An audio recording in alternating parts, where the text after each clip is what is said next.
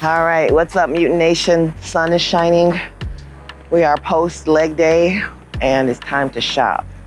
So this morning, on this Monday, this lovely Monday, I am after rice cakes, chicken, potentially fish. I placed an Instacart order and they didn't have the fish that I want, so I have to figure that out. And blueberries. So these are just some staples that on a weekly basis are a part of the prep. I actually have everything else that I need. The carbs are still pretty relevant and high at this point during the prep. No need to cut carbs down to the minimum yet. We've got just over 7 weeks to go. So,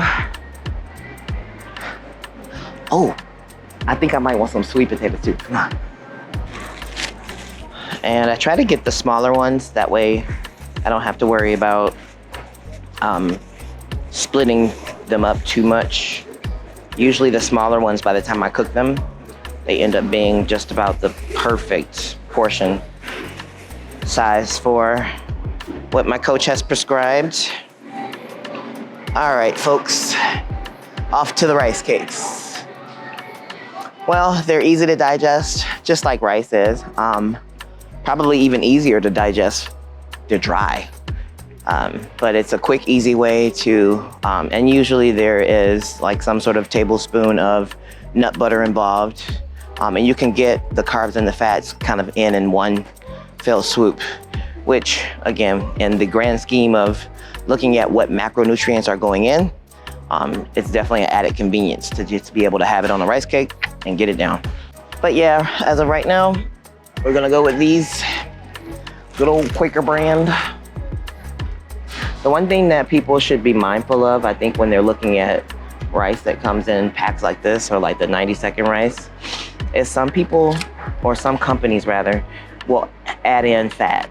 And they use it to preserve the product, but you gotta check the ingredients. And if you're in prep, you gotta make sure that that fat content is either zero, or it's something that your coach is saying, okay, I'm gonna allow that. All right, guys, we will head over to the chicken, and then after that, get checked out and head over to mi casa and grab the first full meal of the day.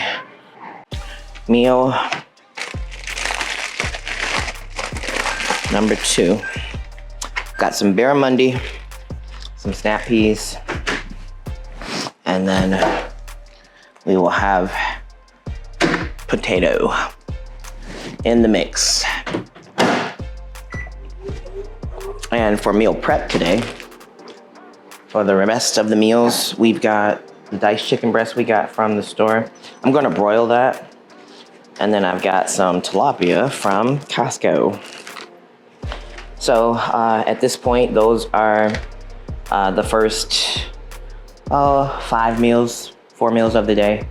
Then we'll have a little beef, mostly sweet potato. We have 2 servings of rice in the mix, a serving of rice cakes, 2 servings of rice cakes. And the blueberries. The blueberries are like the star of the morning. I don't know how other competitors are, but I'm more of a sweet girl versus a savory person. So the blueberries for me are like, okay, I can look forward to those because the sugar, albeit natural sugar, but sugar nonetheless. So yeah, but barramundi's become one of my favorites fish to have during prep. So good. So I try to keep it very simple. Even throughout the most of prep, I try to go with the raw vegetables for my greens because then I don't have to cook. So for my next meal, I'll have there's a spinach and kale, kind of like a power greens mix, and cucumbers, bell peppers. Again, I can eat everything in there as a salad, raw. The only work that I really have to do, usually like once every few days, is just cut up the bell peppers and or the cucumbers. So once that's done, everything else becomes easy because the proteins are already ready to go. And at some point today, I will take all of those potatoes and just wrap them in heavy duty foil and bake them all. Like I just bake one big sheet of potatoes, and that way for the rest of the week it's grab and go. Grab and go. And that's just the way I like to do it, because the biggest thing for me is conserving energy. You know, I am aware that food is just fuel, right? And 5 Olympia titles in, I mean, a lot of people kind of think, you know, what does it take? You know, I'm going for number 6, and it's just the right fuel, but right fuel going in, but also the conservation of energy going out. So heavy duty foil already laid down. And I don't get too fancy with my seasonings. I use cumin. Sometimes I use cayenne pepper. Adds a little spice to the life. But black pepper. And then I have like a seasonal that I use. And I like to broil. The broil is usually my favorite way to go. Only because at a certain point, you know, food, yes, it gets boring, it gets plain, whatever. It's prep. But texture becomes, you know, the next, I think, best thing for a competitor to really like hang their hat on. Because if you can master the texture, then it kind of gives your tongue, your palate, something else to look forward to, right? Like, oh, okay, there's a different texture, or there's different seasonings and different texture. And I found that over the years, like, that helps eating the same foods repeatedly, you know, worth continuing to move forward, because the consistency in prep is the key, right? It's who can diet the longest and, you know, continue to be strict with that high energy output. I have posing coming up soon, so I just gotta get the food down, and I'll get my supplements in next. All of my recovery subs from the Mutant Nation. And I try to get them all in at once, with the exception of my magnesium. I usually save that for the nighttime. Got about 20 ounces of water. Gonna start with BCAAs. Fruit punch today. I have to say fruit punch and pineapple are my favorites, and watermelon. Then I'm gonna do the EAAs and tropical punch. Everything's fruity and punchy. And then I'll toss in the glutamine. So yeah, I try to get this in post-workout. I know some people are like, oh, pre-post. Listen, I need to just be efficient with my time. Told you guys that. So I just get it all in one and just kick it back. All right, so we are going to, now that the chicken's done, we're gonna bag this up, weigh it out. And nothing fancy, you know, again, just seasoned and broiled.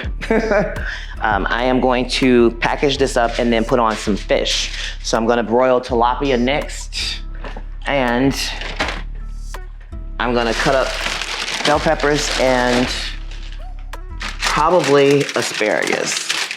I've got zucchinis too, but I'm gonna kind of take my time on the zucchinis. With the zucchinis, I tend to kind of over broil them to get them crispy like chips. So that's gonna take a little more time. I do have a dry needling appointment, so I may get to the zucchinis either later today or tomorrow. But in the meantime, one thing that I absolutely pride myself on, I told y'all, listen, I spend time in the kitchen, but I try to conserve time in the kitchen. So those of you who have followed me for some time, I buy these like by the boatload. They are snap peas, so I just eat them raw. So again, I know eating raw vegetables is not for everybody. I grew up on a farm for a short period of time, and I don't have a problem eating raw vegetables, but more importantly, I get the nutrients from the vegetables kind of like untapped, untarnished. And I've always kind of kept that as a part of like how I like to roll. So I like to tell people that if you can eat one raw vegetable a day, that's probably a good thing. You know, again, you can get those nutrients untarnished, untapped. And the way my friend put it back when I used to be vegan is you take on the life source of the plant. So you take on all those nutrients that keep the plant alive to, you know, give you some extra oomph for life. So we're gonna measure this out.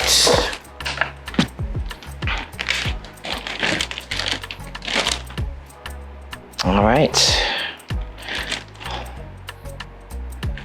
Okay.